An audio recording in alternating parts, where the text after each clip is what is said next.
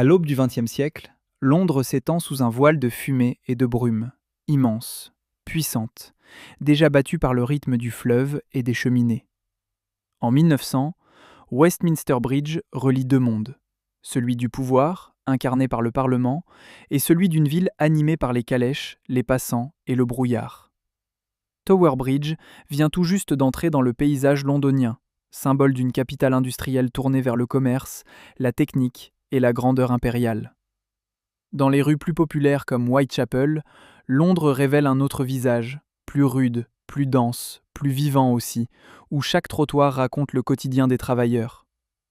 À Piccadilly Circus, la modernité commence déjà à scintiller entre les enseignes, les omnibus et l'agitation d'une foule élégante en mouvement permanent.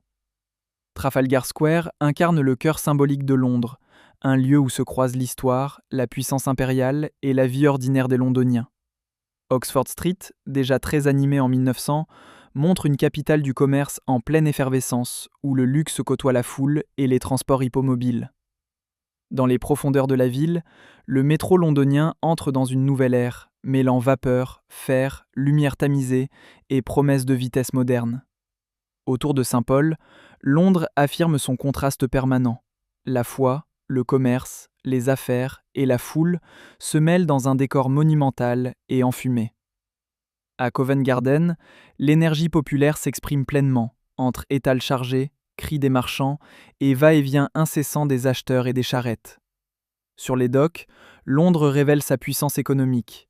Une ville-port immense, nourrie par le charbon, les navires, les cargaisons et le travail de milliers d'ouvriers.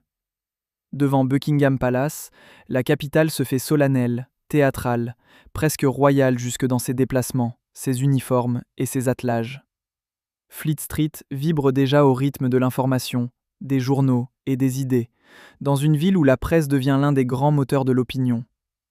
Dans les ruelles de Soho, Londres se resserre, devient plus intime, plus mystérieuse, plus humaine aussi, entre lumière chaude, pavés humides et silhouettes anonymes.